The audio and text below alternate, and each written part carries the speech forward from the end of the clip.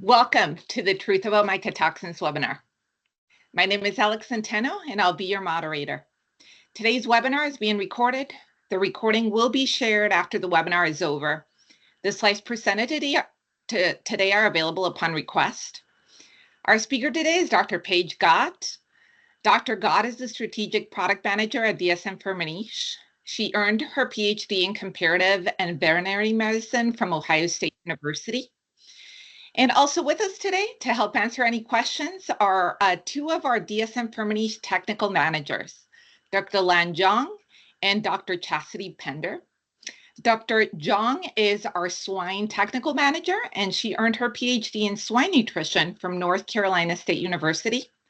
Dr. Chastity Pender is a poultry technical manager, and she earned her PhD in avian immunobiology from Virginia Tech. Our webinar is happening live, so you can ask questions at any time with the Q&A button you see at the top of your screen. We do have experts across all species. They're going to try their best to answer as many questions as possible once the presentation is concluded. So with that, I will hand it off to Dr. Gott for her presentation to begin. Thank you, Alex. Go ahead and pull my slides up.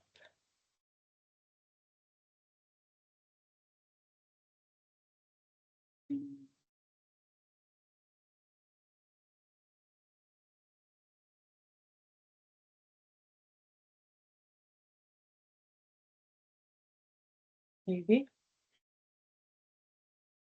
There it goes. All right, perfect. I'll turn on the laser pointer. Hopefully all can see my slides at this point. The first title slide says the truth about mycotoxins, and we'll go ahead and get started in the interest of time. A quick outline. First, we're going to go through some very mycotoxin basic information to set the stage.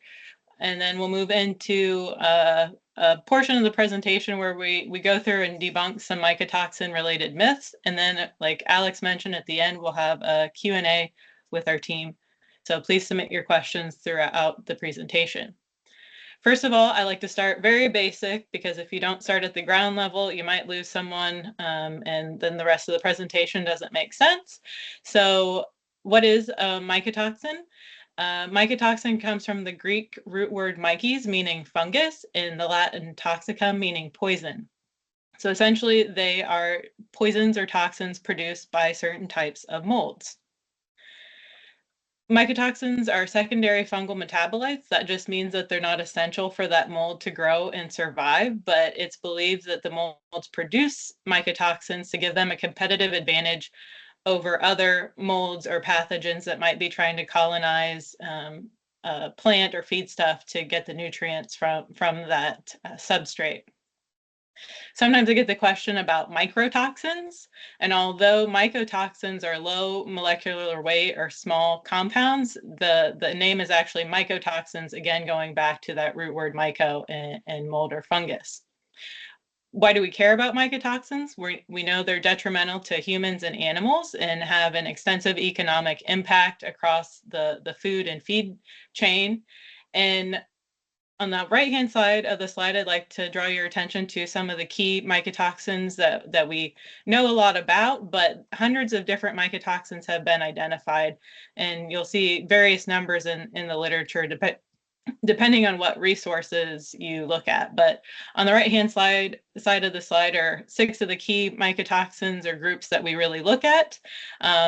You know, in the scheme of things, relatively few of the mycotoxins are routinely monitored and really well understood, but some of the ones that I've highlighted here on the slide are some of the ones that we know the most about. In the scheme of things, the study of mycotoxins and mycotoxicoses, or mycotoxicology, is a relatively new area of study.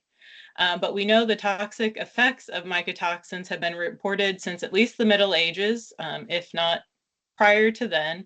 And really a lot of that historical understanding of mycotoxins goes back to the ergot alkaloids and ergotism.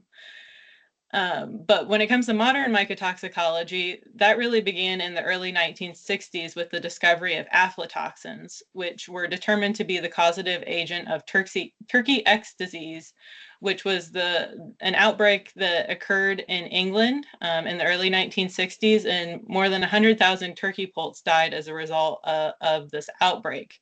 Eventually, through improvements in science and testing, they were able to determine that aflatoxin was in the peanut meal that resulted in those losses of those turkeys, and thus the beginning of our modern mycotoxin studies. When it comes to the molds and mycotoxins that they produce, we generally categorize them into two groups. This is not a black and white designation, but it is more of a gray area when we look at mycotoxins and the molds that produce them originating in the field prior to harvest or in storage. Here on this slide, I have, again, the key groups of mycotoxins that we look at, but again, it's not an all-inclusive list of the molds or mycotoxins that they produce. So keep that in mind. But these, again, are the major ones that we look at. And on the field side, we have our trichothecenes, which would be a large family that includes toxins that you might be familiar with, like deoxynivalenol or vomitoxin, as well as T2 toxin is another trichothecene most people have heard of. The ergot alkaloids that are already mentioned are another field-associated type of mycotoxin. And then we have fumonazins and zearalenone rounding out our field-associated mycotoxins.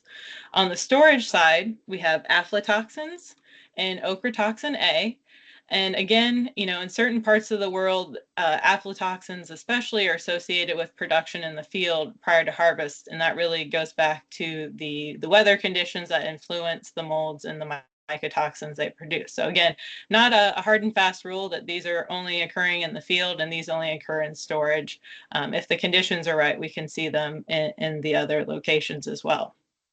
One other thing that I'd like to point out while we're on this slide is that many of the molds that produce the mycotoxins are able to synthesize more than one type of mycotoxin. So it's very common for us to see more than one kind of mycotoxin present when there are mycotoxins involved. So for instance, the Fusarium species of mold that's associated with producing toxins in the field can produce trichothecenes, fumonazins, and zearalenone. And similarly, on the storage side, Aspergillus molds are able to produce more than one type of mycotoxin as well. So co-occurrence or the presence of multiple toxins is very common.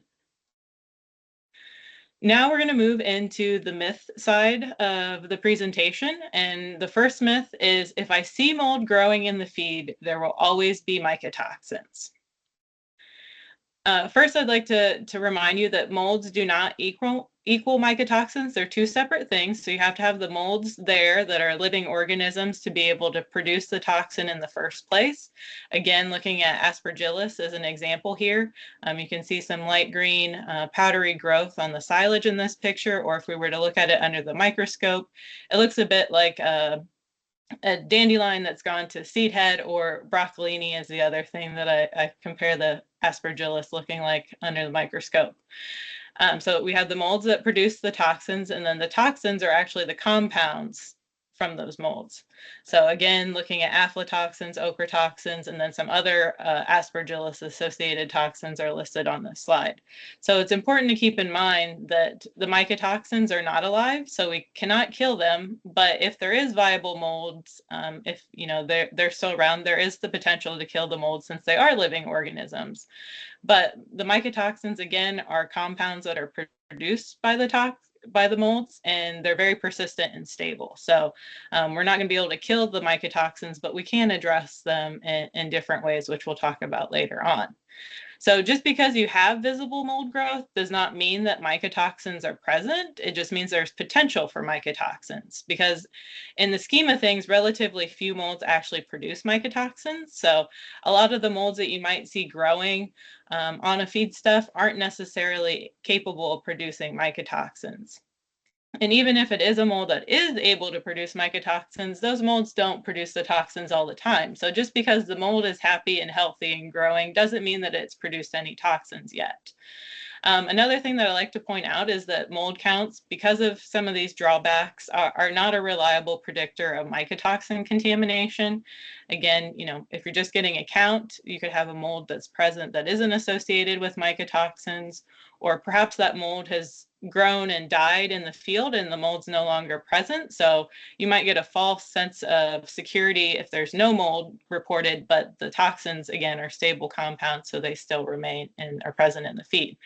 But it's important to keep in mind that the molds themselves can cause issues. So having a mold count can be useful information when you're troubleshooting challenges because of the negative effects that can be associated with the molds, independent of mycotoxins being present.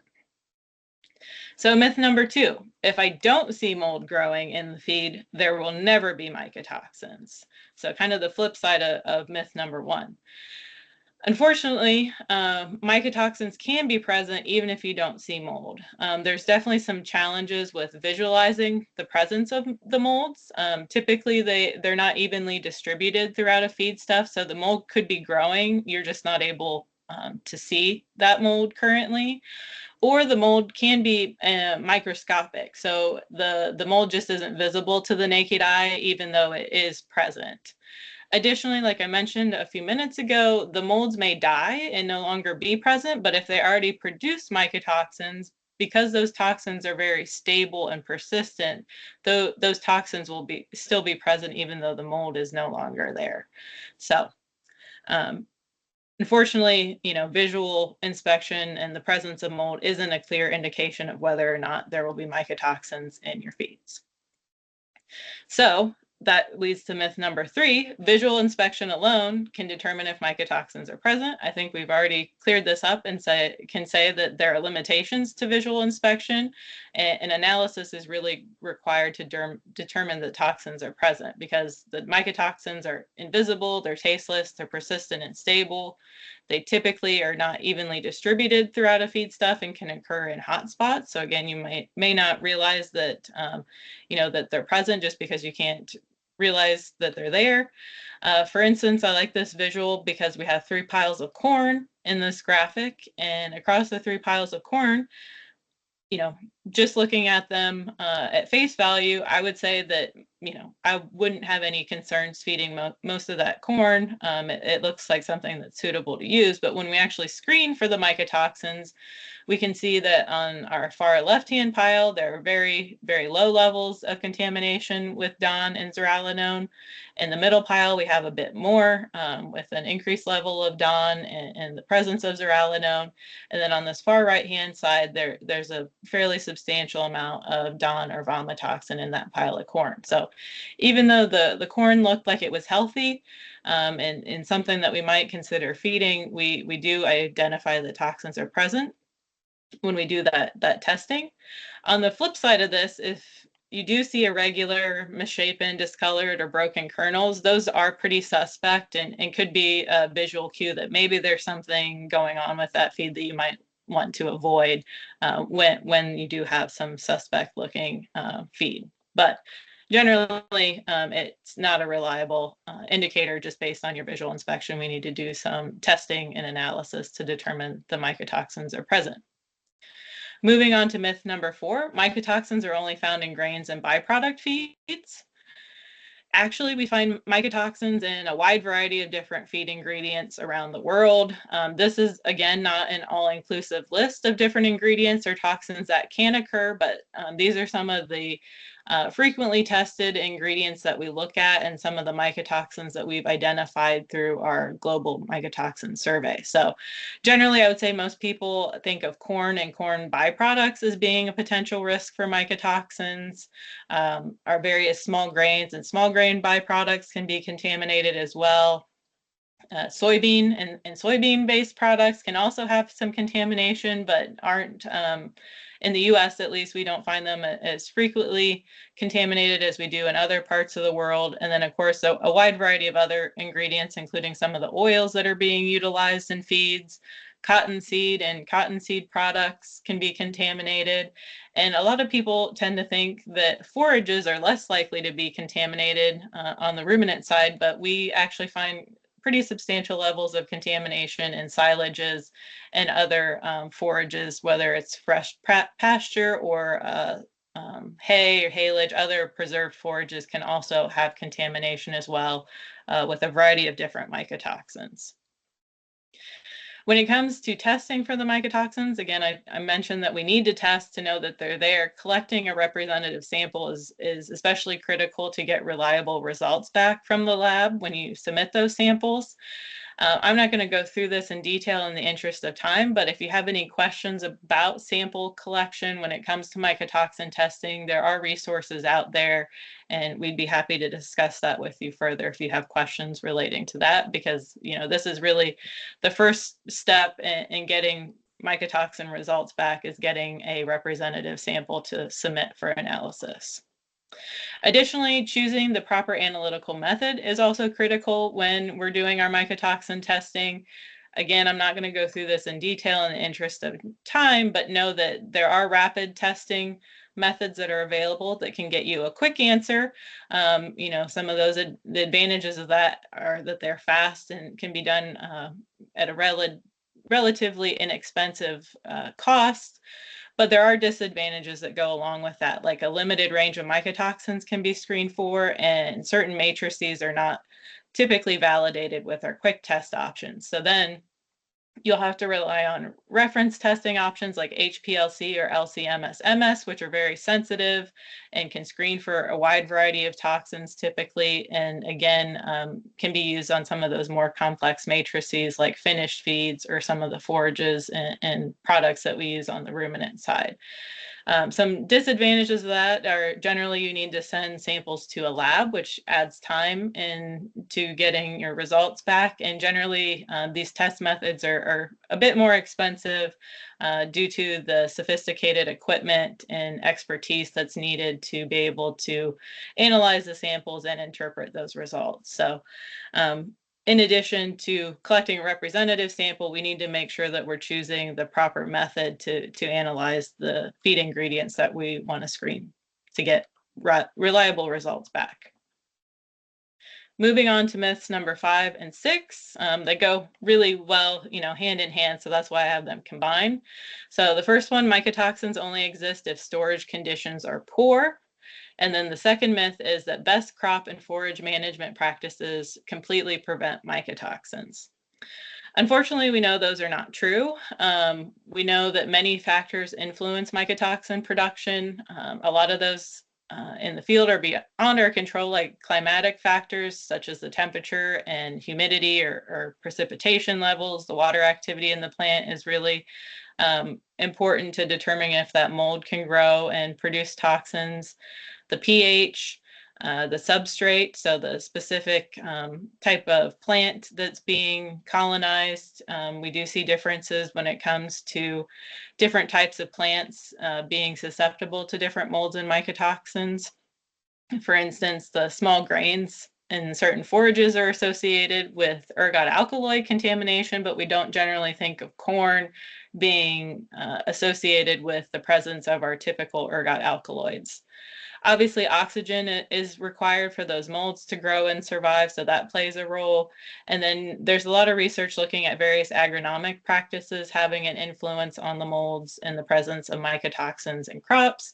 And of course, anything that stresses that plant out is going to make it more susceptible to a mold and mycotoxin challenge, whether that's drought or on the opposite end of the spectrum, excessive rainfall and flooding can contribute to mycotoxin issues as well. And anything that damages the plant, whether it's insects, wildlife, hail or wind, etc.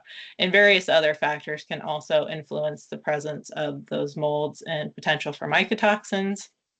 And these factors are important both pre and post harvest, because we know a majority of the mycotoxins that we see in the US are associated with production in the field prior to harvest, but there is also that risk for additional accumulation of contamination once a feed is in storage, depending on the situation on farm. When it comes to management practices, best management practices can help limit storage-associated mycotoxins, but you're not going to be able to reduce those mycotoxins that are coming in from the field prior to harvest. Again, a variety of risk factors are associated with accumulation of toxins in storage. Some things that can play a role would be improper moisture content. On the grain side, if it's too wet, You can have issues with molds and mycotoxins continuing to grow and be produced in storage, or on the fermented feed side, if our feed's too dry, that can also increase the risk for some of the storage mycotoxins. Obviously, oxygen is required for the mold to grow and be there. So if you have any sort of leaks into, or oxygen infiltration into your storage vessels, that can potentially influence the presence of the mold, and then a variety of other factors as well on the management side. I get a lot of questions related to the use of silage inoculants in the ruminant world.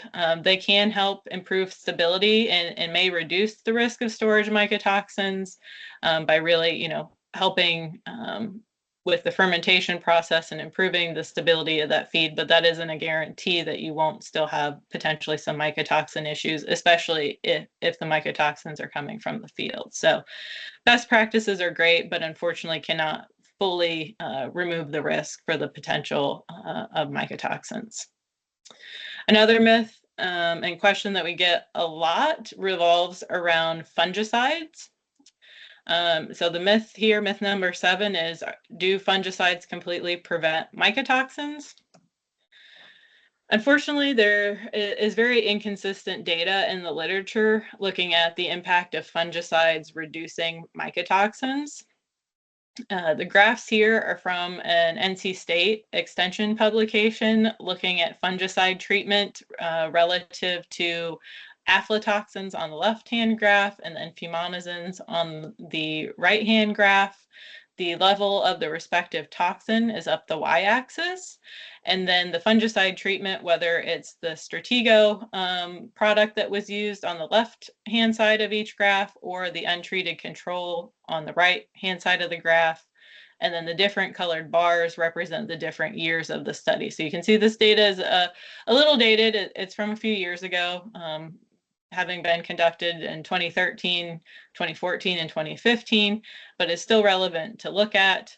You can see year to year, there are variations in the mycotoxin levels in all of the treatments and both toxin categories, with especially 2014 being a challenging year and higher mycotoxins being present independent of what treatment was used.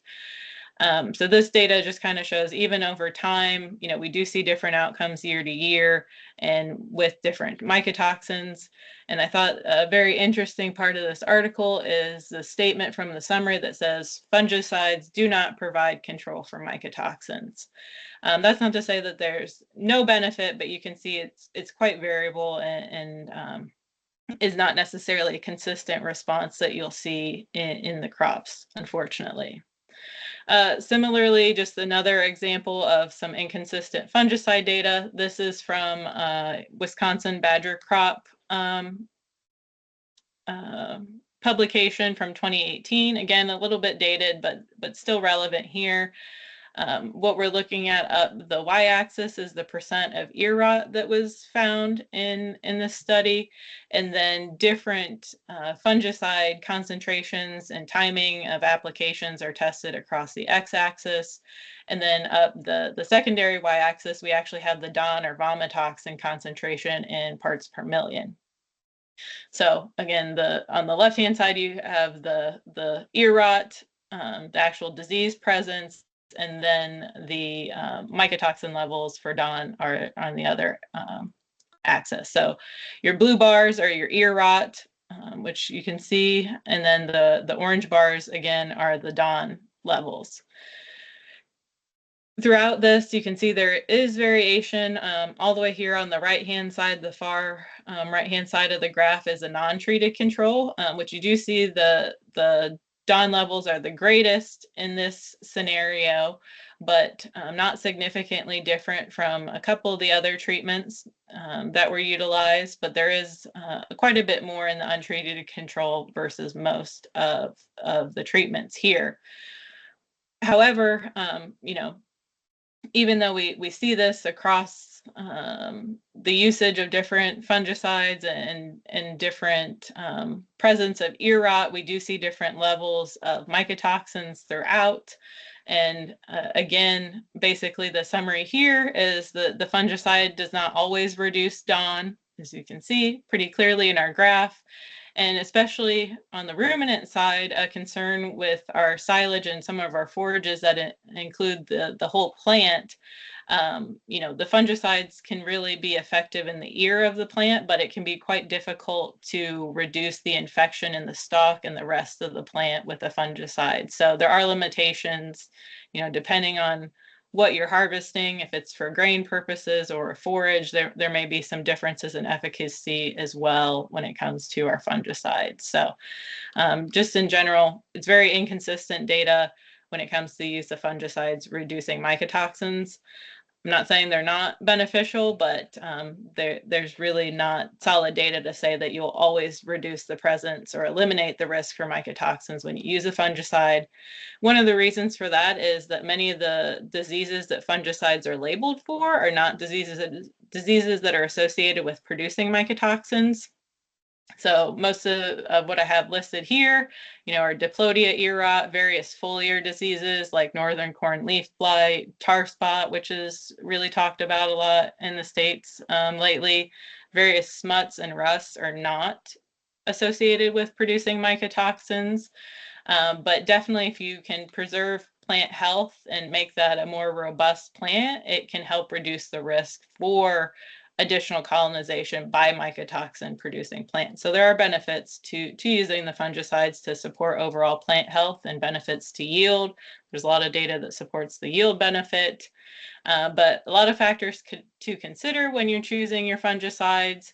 You need to have the right fungicide. Again, is it labeled for the mycotoxin producing molds? If you have a mycotoxin pressure, is it labeled for the crop that you're going to apply it to? Very important. And then something that's super critical is the timing of the application or applications plays a huge role in having a benefit to the mycotoxin producing molds and production of mycotoxins. Of course, the proper concentration to adequately address the mold is needed. And unfortunately, the toxins can accumulate in both the ears and the stalks. And as we've seen, the potential to get the fungicide to reduce contamination throughout the entire plant can be quite challenging. So I always tell people to consult their agronomist or their seed salesperson to get the most reliable information about the crops that they're planting, and when they're making decisions related to treatments such as fungicide, that you really need to work with your crop advisors to get the most out of the potential beneficial information related to what you're working with in your field specifically. So keep that in mind, that I'm not an agronomist, and you should talk to your agronomist when you have questions related to fungicides and the crops. Myth number 8. Although crop yields were good, there's no risk for mycotoxin contamination. Is that true? No, unfortunately not. Mycotoxins can be present despite having really good corn yields. Specifically, Fusarium maniliform infection does not generally have a huge impact on reducing the yield of corn. So there is that risk for mycotoxins. Even if your yields look good, you don't necessarily see visualize some of those disease pressures in the field. There is still a risk, unfortunately, for the mycotoxins to be present, even though it's not readily apparent, as indicated by scouting the fields or your yield data is good. There still can be a risk there. So it's really best to test, as we've already discussed, to know if there is mycotoxin or are mycotoxins present in your crops. Myth number 9, we're going to move into the animal side of things. We talked a lot about the molds and the crop side. Now we're going to start looking at myths related to the animal side. So myth number 9, mycotoxicoses, or again, those diseases that are associated with the mycotoxins, are easy to predict. Unfortunately, mycotoxicoses are very complex and not easy to predict. A lot of times we'll get questions about, a test report and trying to understand if there's a risk or not, and it's unfortunately not that straightforward. Mycotoxins are complex because it's a combination of factors that influence the outcomes in the animals beyond just the mycotoxins. So factors related to the animals. We know there are differences across different species when it comes to susceptibility, age-related differences, sex differences, health status plays a big role, and production stage or other unique stressors also influence how those animals will respond to mycotoxins. Factors related to the environment influence how the animals respond. So right now we're in the heat of summer. There's a lot of concerns about heat stress causing issues. Heat stress and other environmental challenges on farm can also play a role in how those animals will respond to mycotoxins. The hygiene and nutrition program and other management factors like overcrowding also influence how those animals will respond to a mycotoxin pressure. And then factors related to the mycotoxins themselves also play a role. If it's an acute versus a chronic duration of exposure plays a role. The specific type of toxin plays a role, which we'll talk about in a minute.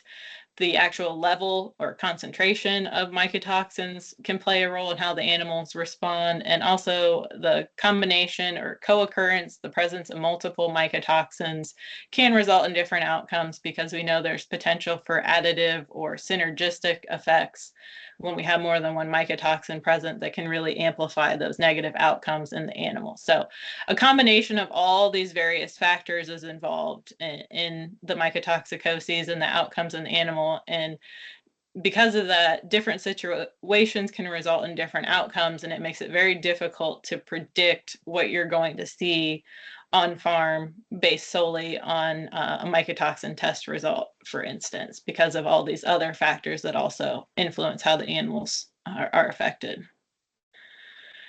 Myth number 10 also kind of aligns with myth number 9, but myth number 10 is mycotoxicoses are easy to diagnose. So once there is a mycotoxin issue on farm, is it easy to say that's really what the root cause of the problem is?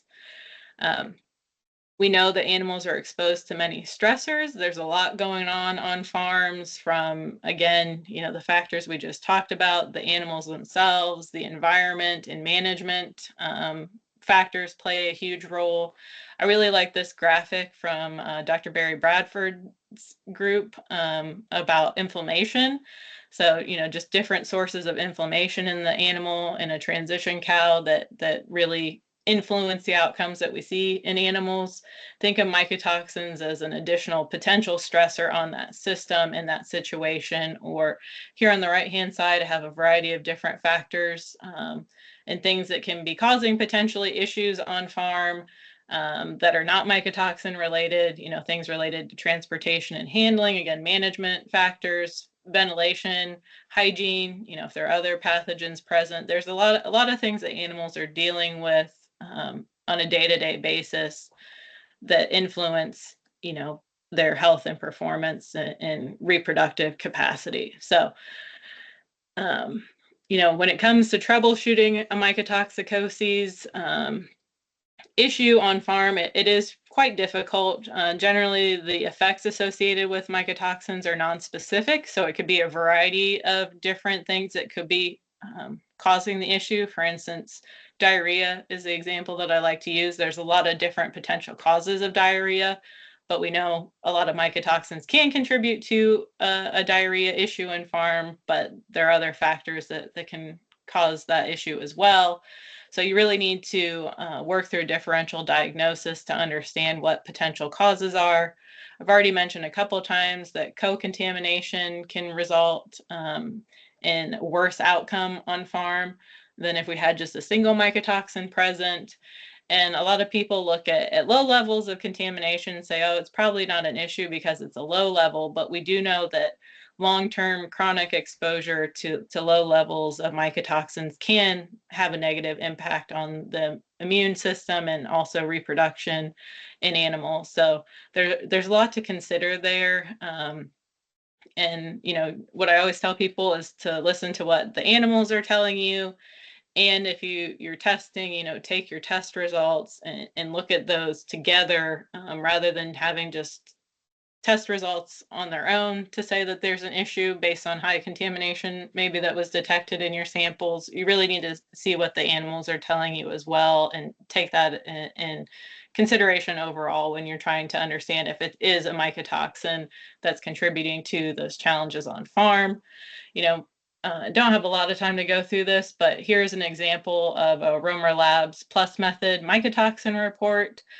With this method, they screened for 18 different metabolites, and this sample was a higher moisture sample, so there's also a dry matter value represented for this TMR sample that I have as an example here.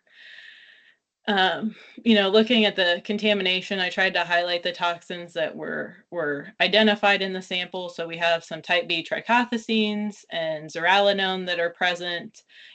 Some people wouldn't necessarily consider these levels to be challenging in animals, but the combination of toxins is something to consider. The levels that are seen, like I said, people interpret levels differently, but if there are issues on farm that are associated with the toxins that are identified, it's something to really keep in mind that maybe mycotoxins are playing a role in those challenges. And it's really great to work with your veterinarian, your nutritionist, and any other advisors you have on the farm when you're troubleshooting issues, to try to get that overall picture of what's going on. And again, really listen to what the animals are telling you in combination with some mycotoxin test results that can really help give you insights into if it is a mycotoxicoses issue that you're dealing with, or potentially there's some other cause that's really associated with what you're seeing on farm. Myth number 11, mycotoxins are only associated with feed refusal and diarrhea. This is not true, although diarrhea and feed refusal, or a reduction in feed intake, are common signs that a lot of people may think of a mycotoxin issue potentially when they see those on farm. Those are not the only things that are associated with mycotoxins.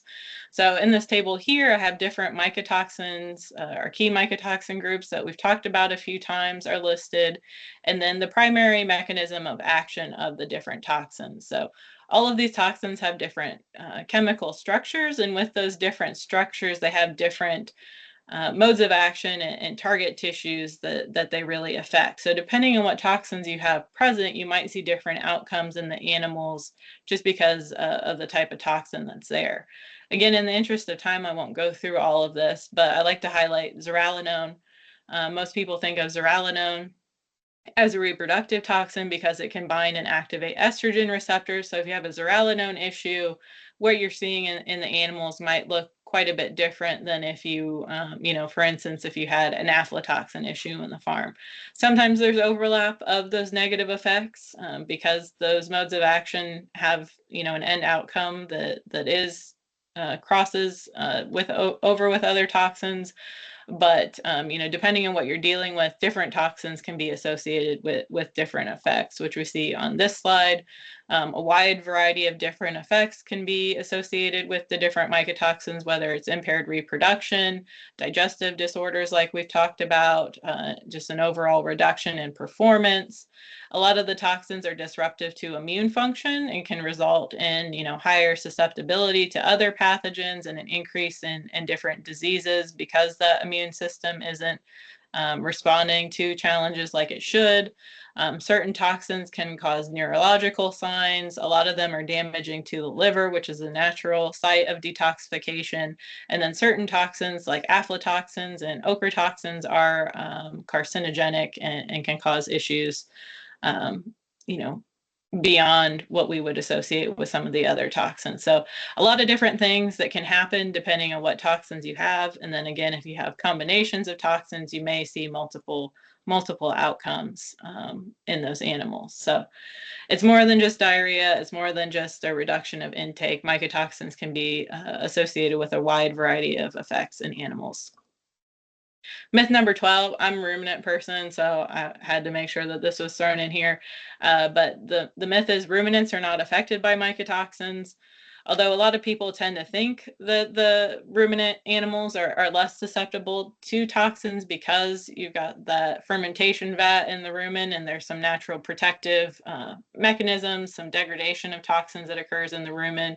We do know that that's highly variable. And it is not necessarily a detoxification process. So again, we have different toxins listed here. And then in the center column, I have the degradation percent and then the associated metabolites that have been reported with those reactions. Another one that I like to highlight is zearalenone. About 50% of the zearalenone is reportedly degraded in the rumen, but the metabolites that are produced can actually be more potent and more toxic. Like alpha zearalenol, for instance, is much more potent toxin than zearalenone. So although we're reducing the zearalenone burden on the animal, we're actually amplifying that negative potential effect because the metabolite that's produced is a more potent toxin. Similarly, aflatoxin, quite a range in potential degradation, and some of these toxins can actually be more potent. And then you have ones like fumonazins that depends on the literature what you'll see. You see a range of different values reported, so it's really not clear what happens in most animals. And then, of course, like everything else, other factors play a role in this degradation process. The passage rate through the rumen plays a big role. You have to have adequate time for these reactions to occur. And then there's also data that shows that a low rumen pH can reduce the detoxification capacity as well. So, there's a lot of factors to consider. And because of some of these limitations, we just know that it's not a complete protective mechanism, that ruminants are still susceptible to mycotoxins. So don't get caught up in that myth, because we do know that there are negative consequences of mycotoxins in ruminants. Myth number 13, mycotoxin biomarkers are well established and easy to interpret. Mycotoxin biomarkers are really a hot topic that there's a lot of research being done on. They're really trying to assess exposure and effects in the animal through measures in the blood, milk, urine, feces, etc., rather than relying on exposure based on the feed analyses, which right now are really the gold standard for understanding mycotoxin pressure. There is a lot of work being done in this area, so I think potentially someday there will be more reliable information when it comes to the biomarkers, but right now there are a lot of challenges with implementing biomarker testing in the field. The timing of sampling is really important. The metabolism is really complex of mycotoxins, and it varies by species. So what you see in a chicken might be different than what you see in a pig, and that might be different even from what you would see in a cow, or vice versa, different. There's a lot of differences when it comes to mycotoxin metabolism, so it makes it hard to pinpoint a single metabolite that we should be looking at, or specific timing of when we would want to look at those. There's a lot of variability in the analysis because of the complex matrices, and these metabolites are at really low concentrations. A lot of unknowns in the field, variation across different, across and among different groups of animals, for instance. And then right now there's really a lack of standards and reference values. So for the most part, you're not going to find biomarker testing widely available, commercially available. And even if you were to be able to do some testing, because of all these challenges and limitations, it makes interpreting those results very difficult. So really cool, something that's being researched, but right now is really not your best bet when you're trying to understand mycotoxin pressure in a herd or on a farm. You really need to rely on those feed analyses as the gold standard in testing. There we go. Almost done. Where I'm myth number 14. Nothing can be done if mycotoxins are present in the feed. So basically, once they're there, you're stuck with them. This is true. Once they're there, there's, they're very persistent and stable, but there are some things that we can do to mitigate the negative effects of the mycotoxins. Obviously, if there's visibly moldy feed, highly recommend discarding that and not feeding it. Diluting out contamination when permitted. It is something that a lot of people would do, typically through reformulating the diet. So if you can reduce the inclusion rate of a highly contaminated feed or substitute ingredients, you might be able to reduce overall toxin load in the diet. If you know you're replacing contaminated feed with less contaminated feed. And then one thing a lot of people talk about are in-feed options, typically binders, which act through adsorption is just a fancy word for binding, but we'll talk about in a minute. There are limitations to binders. There are other options like deactivation or actually breaking down and degrading mycotoxins. And then of course, supporting the animal, as a lot of the toxins are detrimental to the gut, the liver, and the immune system. If you can provide some supportive compounds and activities to really boost that animal's resilience against toxins, there can be benefit there. And typically we see that a combination of approaches are needed to address challenges because of multiple toxins being present and the complexity of mycotoxicoses. So myth number 15, all mycotoxins can be controlled by binders. We do know that binding is only effective for certain types of mycotoxins, as illustrated in this graphic. Some toxins like aflatoxins are much more likely to be bound, especially by your clay mineral, your bentonite type products. Your hydrated sodium, calcium, aluminosilicates can be really quite effective for aflatoxins, for instance. But as you move down this triangle, we get to the bottom of the triangle with our trichothecenes, and we know that it doesn't matter what type of binder material you have, there's just not a lot of data to support that they can be well controlled through binding. And then, throughout the triangle, that's variable depending on the type of binder material and the toxin, because of the complexities with the chemical and physical structures of the toxins, as well as the chemical and physical structures of the binders, all play a role. So you'll see different outcomes. Not all products are effective against certain toxins, and you just have a lot of variation in adsorption efficacy with different binder materials. And to follow up on that, myth number 16, all binders are equal. So is a bentonite equivalent to the next bentonite and equivalent to a third bentonite if you're comparing across products? We know that's not necessarily the case, that in-feed product efficacy is quite variable. Two examples here, aflatoxin is on the left-hand side of the slide and DON or vomitoxin is on the right-hand side of the slide. Up the y-axis, we have the percent of adsorption or binding of the respective mycotoxin, and then across the x-axis, we have different products that were tested at different pH levels, depending if you're looking at a blue bar, a red diamond, or a yellow square, or in this case, blue bars or red squares on this graph. Like I mentioned, aflatoxins typically can be pretty well controlled with our clay materials. You can see quite high bars on this side, averaging around 90% in some of these products with coverage through binding of aflatoxins. But when you do the same testing over here, similar, same products are being tested, essentially, you can see much shorter bars on this graph for vomitoxin. So on average, only 5% of the DON is bound across these different products at the different pHs. So much less coverage of DON through binding than what you'd have with aflatoxin. So not all clay products are equal. And not all products in general are equal. So there's a lot of variability there between different products, even if they are technically the same type of material that's being utilized. And again, quite a bit of variation between different toxins, as you see very well illustrated with aflatoxins versus vomitoxin when it comes to binding. In summary, just to highlight a few of the things that we've talked about the last 45, 50 minutes here, mycotoxins can be present even if you don't see the mold. There's really limitations to visual inspection, so you need to analyze the feed to understand if mycotoxins are present and which ones are present.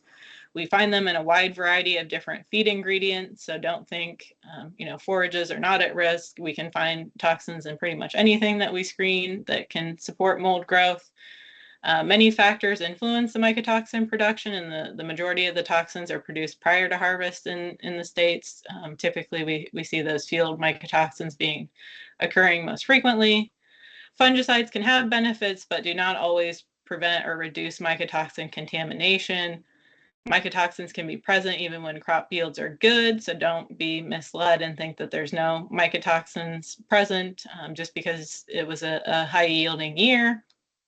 Mycotoxins are very complex, and we see different outcomes in different situations because the different toxins target different organs and tissues, so there's a wide variety of effects, and it's very complex with all of the other factors that influence the outcomes in the animals. Biomarkers are really cool, an upcoming area of study related to mycotoxins, but much more research is needed to make them applicable in the field. And binding is only effective for certain mycotoxins. So we know that there is quite a bit of variation in efficacy of in-feed products. So when you're considering feeding something, really look for efficacy data, safety data, and make sure that it's a practical application on farm that provides broad spectrum coverage to address those challenges that you're seeing. So with that, I thank you and be happy to take some questions from the audience. So I'd like to have my colleagues come back to have the Q&A session. So thank you. Okay, thank you so much, Paige. We did receive some questions while you were presenting. The first one is a poultry question, so I will give it to Dr. Pender. For broilers, at what phase is it most critical to be on the lookout for mycotoxins? Ooh, a chicken question. I would say that the most critical phase to really focus on mycotoxin mitigation is that uh, starter phase, early grower phase. And the reason I say that is if you look at mycotoxins, and just as Dr. Gott was talking about earlier in the presentation, mycotoxins, especially the ones that we find a lot in the U.S., tend to cause issues with intestinal integrity. They impact the liver. They suppress the immune system. So if you look at the bird during that starter phase and that early grower phase, that's really when the bird is most vulnerable. Its digestive tract is in the process of being developed. Its immune system is being developed. It's really kind of at a disadvantage at that phase just because it hasn't developed those systems and those mechanisms to really help fight that mycotoxin challenge. And birds will become a little bit more resistant as they get older. But that's not to say that the mycotoxins are not going to affect them as they get older. Just that they're really the most vulnerable and susceptible during those early phases, those first few weeks of life. Wonderful. Okay, the next question, we did a little bit of rewording or interpreting on it, so please let us know if we're not answering it fully, but I think the question is, can we test plant material in the field prior to harvest as a means to predict how harvest or mycotoxin levels will look that season? I'll take Give this question. that to Dr. Gott. Yeah. Okay.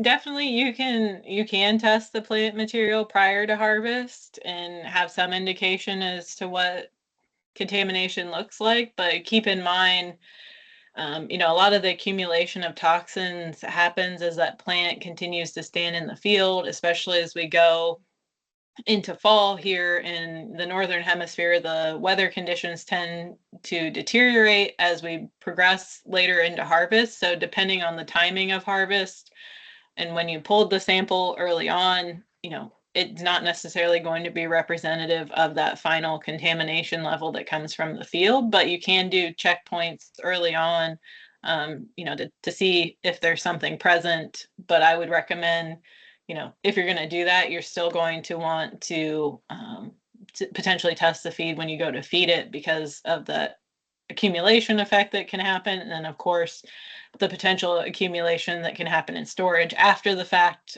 after harvest. There's basically mycotoxins can be produced anytime from when the plant starts growing until we feed it to the animals, even in the feed bunk. Like this time of the year, I talk a lot on the ruminant side because we have high moisture diets that are going out and sitting out in the heat and the humidity, that even that mycotoxin level, if there's viable mold still present, can increase in the feed bunk before those cows eat that feed. So really the risk is always there for potential accumulation to occur and increase the levels. So if you are testing early on, I would recommend doing it at multiple time points because you might get a false sense of hope if you test really early, but additional accumulation occurred before you actually feed that ingredient out. So hopefully that answers the question. Wonderful. Okay, and we have 4 minutes left, so this will be our final question. Actually, we just received another question. Has anyone studied the effect of different tillage practices on toxins in grain? For example, would moldboard plowing reduce toxins? I'll take this one too. Yes, there's actually a lot of work that's being done looking at various agronomic practices. Tillage type and depth is one specific area where they're looking, and the molds that produce mycotoxins, their purpose in life is to break down organic matter. So in a low-till or no-till situation where you leave that plant material, that fodder behind in the field, it really sets up the perfect environment for that mold to grow and survive and overwinter to be present when the next crop is planted. So there is data to support that no-till, low-till situations have increased mycotoxin pressure. That's not to say that every no-till or low-till situation has a mycotoxin issue, but definitely if there is mycotoxin pressure, it's probably going to be worsened in that situation versus if you were moldboard plowing, putting the material in the ground and hopefully killing the molds off by limiting oxygen availability and some of the changes that would happen by doing that. So there is data to support that. There's some specific data looking at even tillage depth and how that plays a role, but definitely can have an impact, and data supports that no-till, low-till can be worse if you have mycotoxin pressure, unfortunately.